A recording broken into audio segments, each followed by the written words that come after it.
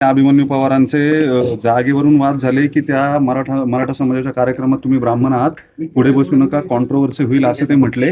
म्हणून वाद झाला. नेमकं काय तुम्हाला ते काय म्हटलेले होते एक्झॅक्ट व्हर्बेटिम काय? सर्वप्रथम मी त्या मुलांच्या बद्दल, त्यांच्या कर्तृत्वाबद्दल अभिनंदन करते त्यांचं, की ज्यांनी त्यांची उत्कृष्ट कामगिरी केली म्हणून आजचा कार्यक्रम होता. मी माननीय देवेंद्रजींचं पण अभिनंदन करते की त्यांनी सारथी संस्थेच्या माध्यमातून अशा होतकरू विद्यार्थ्यांना पाठिंबा देण्यासाठी एक भक्कम अशी यंत्रणा तयार केलेली आहे. आणि म्हणूनच खूप अभिमानास्पद अशी कामगिरी असल्यामुळे तिथे खूप अतिशय चांगल्या मनस्थितीमध्ये मी त्या कार्यक्रमाला गेले होते.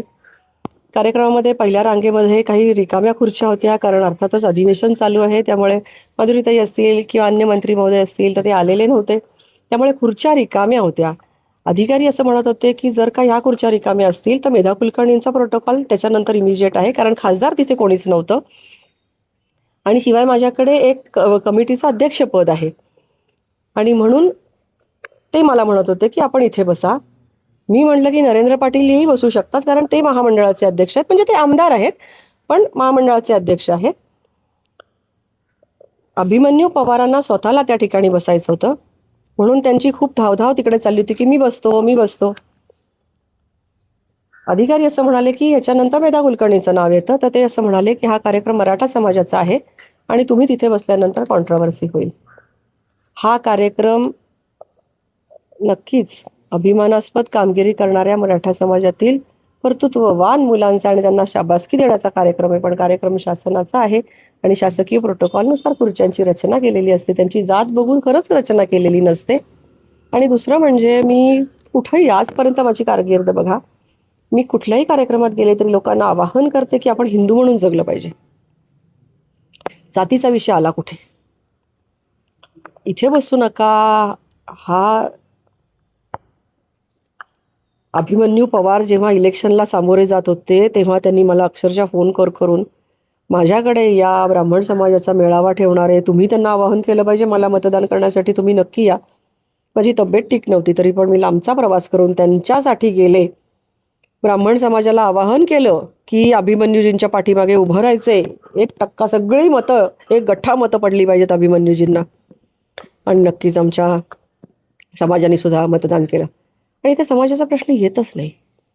सगळ्यांनी विचारांच्या पाठीमागे उभं राहिलं पाहिजे. आज देशामध्ये परिस्थिती वेगळी आहे, आव्हानं वेगळी आहेत, आपले प्रश्न वेगळे आहेत, आपल्याला चॅलेंजेस वेगळ्या कुठल्या तरी गोष्टीचे आहेत की ज्याला उत्तर देण्यासाठी हिंदू समाज एकत्र येईल का, हा मुद्दा आहे. एकमेकांच्या जाती काढून काय फायदा आहे? कार्यक्रम वेगळा चाललाय, तुम्ही कशावरून बोलताय? मला सफोकेट झालं तिथे, मी निघून आले तिथून. मला चुकीचं वाटलं ते. आणि त्याच्या अगोदर, कार्यक्रम सुरू होण्याच्या अगोदर माननीय देवेंद्रजी लाऊंजमध्ये आले होते, VIP लाऊंजमध्ये कक्षामध्ये बसले होते. एक समुदाय त्यांना भेटला काही कामानिमित्त, म्हणजे अर्थातच गंभीर परिस्थितीतली एक केस होती, त्या संदर्भात ते भेटले. मी पण एक अशीच गंभीर केस घेऊन आले होते. ज्यांच्याविषयी ती केस होती, जे न्यायासाठी झगडतायत ते माझे मराठा समाजातले बांधव होते, त्यांना मी घेऊन गेले होते. अभिमन्यूजी म्हणत होते हे नाही आत येणार, ते नाही यांना भेटणार, ते नाही, तुम्ही आत यांना बोलवू नका, ओ मोहिते तुम्ही यांना आत पाठवू नका. अरे मी पण इथली एक रिस्पॉन्सिबल पदाधिकारी आहे, मी काही लोकांना स्थानिक प्रश्न घेऊन आलेली आहे. देवेंद्रजींना हा विषय माहिती आहे, देवेंद्रजी त्यांच्याशी अतिशय चांगल्या पद्धतीने बोलले, न्याय देण्याचं आश्वासन दिलं. तुम्ही कोण ठरवणार आहे? अभिमन्यूजी तुम्ही अजूनही स्वतःला OSD समजता का? तुम्ही मॉनिटर करणार का की देवेंद्रजींनी कोणाशी बोलायचं आणि कोणाचे नाही? तुम्ही इथल्या पोलिसांना, मोहिते वगैरे मंडळींना तुम्ही सांगणार का की मेधा कुलकर्णींबरोबर आलेली माणसं आत सोडू नका, मी बोलवलेली माणसं आतच सोडा, बाकीच्या कोणाला आत सोडू नका? हे तुम्ही ठरवणार का? पुण्यात तुम्ही कार्यक्रम करताय, आम्ही पण इथले कोणीतरी छोटे कार्यकर्ते का असेना, पण आम्ही पण निष्ठावान कार्यकर्ते आहोत ना.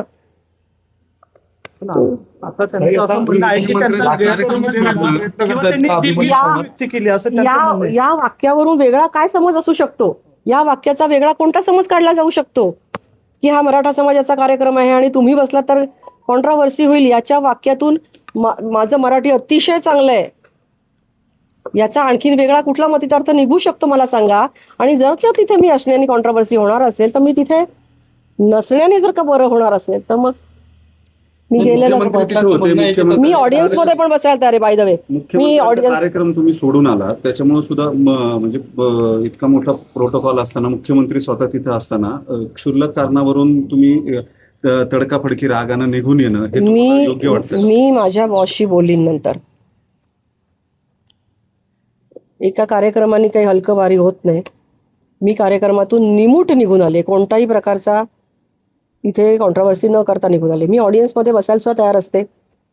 बसण्यावरनं वाद नाहीच आहे हा. ह्याच्यात जातीचा संबंध कुठे आला?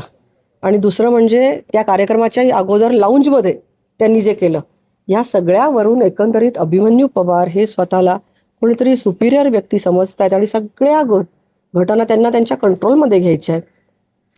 हे खूप चुकीचं आहे असं मला वाटतं. हेतुपूर्वक केलं असं म्हणायचं का तुला? नसेल कदाचित ते त्यांच्याकडनं स्पॉन्टेनियस झालं असेल. पण स्पॉन्टेनियसली सुद्धा जी गोष्ट होते ती मनात कुठेतरी रुजलेली असते. जे पोटात असतं ते ओठावर येतं, कुठंतरी त्यांच्या मनात असेल. माझं आवाहन आहे सगळ्यांना, आणि मी कुठंही गेलं तरी हेच सांगते. मी आमच्या समाजाच्या कार्यक्रमाला गेलं तरी तेच सांगते, जातीभीती विसरा, हिंदू म्हणून समोर या. कोणालाही विचारा तुम्ही, माझे कुठलेही रेकॉर्डिंग बाहेर काढा. नरेंद्र पाटलांचं म्हणणं आहे की असं काही घडलेलंच नाहीये. बरं, नसेल, त्यांनी त्यांच्या घरच्या त्यांच्या म्हणजे त्यांना जी कोण व्यक्तिप्रिय आहेत त्यांना स्मरून त्यांनी सांगावं की त्यांनी हे वाक्य बोलले की नाही. हा कार्यक्रम मराठा समाजाचा आहे आणि तुम्ही बसल्यावर कॉन्ट्रोवर्सी होईल, हे वाक्य ते बोलले की नाही. तुम्ही राजूरकरांना विचारा, तिथले जे कागद हातात घेऊन जे मला सांगत होते की याच्यानंतर तुमचं नाव आहे, हे जे अधिकारी होते त्यांना विचारा, सगळ्यांना विचारा, तुम्ही कोणालाही विचारा. टिळेकर वगैरे बाकीचे सगळे लोक लांब होते त्यामुळे त्यांना विचारून काय अर्थ नाही. हे जे 4-5 लोक होते आणि नरेंद्र पाटलांना मी म्हणत होते तुम्ही पुढे बसा, शेवटपर्यंत मी निघेपर्यंत मी म्हणत होते तुम्ही पुढे बसा.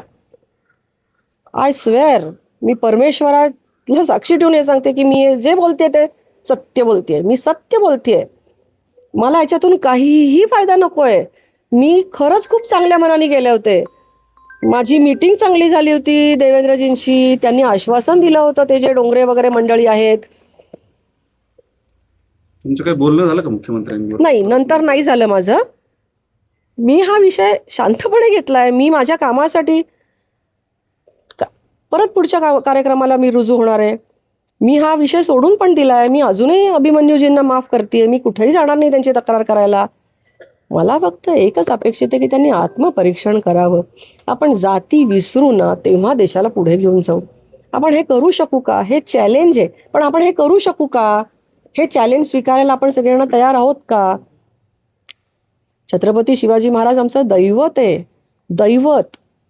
एक आयरनी अशी आहे, या कार्यक्रमात मुख्यमंत्री असं म्हटले की जातीवरून भांडू नका कार्यकर्त्यांनी, आणि पुन्हा त्याच कार्यक्रमामध्ये असं जातीवरून खरं बोलले देवेंद्रजी, अत्यंत खरं बोलले. खरंच नाही भांडलं पाहिजे, कोणीही केलं नाही पाहिजे. हे सगळ्यांना त्यांनी योग्य ते ब्राह्मण म्हटले किंवा मराठा त्यांनी ब्राह्मण शब्द उच्चारला नाही. त्यांनी उच्चारला नाही शब्द. त्यांनी मी जे वाक्य बोलले ते तसंच्या तसं ते बोलले. मी एकही वाक्य एक्स्ट्रा बोलणार नाही, मी चुकीचे आरोप करणार नाही. ते जे बोलले तेवढंच मी सांगितलं. मला असं वाटतं की एवढं मला त्यांना आवाहन करायचं. पहिल्या रंगीमध्ये आमदार सुनील कांबळे देखील बसले होते, परंतु तुम्हालाच बसले म्हणून तिथे तो वाद झाला. तर हा जो प्रोटोकॉल पाळला गेला नाही असं तुम्हाला वाटतं? आणि नाही पाळला गेला तरी मला नाही काही वाईट वाटणार. जो उल्लेख चुकीचा केला ना त्याच्यामुळे मी दुखावले गेले. मला नका बसू. मला नाही बोलवलं तरी मी देवेंद्रजींचा कार्यक्रम पेपरमध्ये वाचून कित्येक वेळेला कार्यक्रमाला गेली. काय सांगू आता मी. मला निमंत्रण पण नसतं कित्येक वेळेला, पण मी पेपरमध्ये ॲड वाचते आणि जाते कार्यक्रमाला.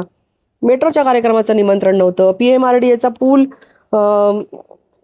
त्याला मी नाही जाऊ शकले, पण निमंत्रणच नव्हतं मला. युनिव्हर्सिटी चौकातल्या मला निमंत्रण पण नसतं. मी ऑडियन्समध्ये बसायला तयार आहे. मला काय करायचंय. मला त्यांना लखलाप ठरवून करा, कसंही करा, अनवधानाने करा. एकच मला आवाहन आहे, जाती सोडून जेव्हा आपण पुढे येऊ तेव्हा भारत पुढे जाईल. तुम्ही भावनिक झालात, डोळ्यात पाणी दिसते तुमच्या. तुम्हाला खरंच मला खरंच वाईट वाटलं. मला हा विषय काढायचा पण नाही, तुम्ही पण प्रश्न विचारू नका. हा क्लोजअप घेऊ नका प्लीज. हा विषय सगळ्यांनी आत्मपरीक्षण करण्याचा आहे. भारत आपल्याला हाक मारत आहे की तुम्ही हिंदू म्हणून समोर या, आणि जेव्हा आपण हिंदू म्हणून समोर येऊ तेव्हा देशापुढचे प्रश्न आपण सोडवू शकू. आपण आत्मभान विसरलो आहोत. आपण डिव्हाइड अँड रूल ही जी जुनी कार्यपद्धती वापरली गेली आपल्यावर, त्याचाच आपण अवलंब करतोय. आपण आपल्यामध्ये आता आपल्या बाहेरचे लोक फोडत नाहीत, आपण स्वतःलाच फोडतोय, एकमेकांपासून दूर करतोय. हे भेद विसरले पाहिजेत. निसर्गाने सगळ्यांना सारखं निर्माण केलेलं आहे आणि सगळ्यांना सारखे अधिकार आहेत. ठीक आहे. थँक्यू.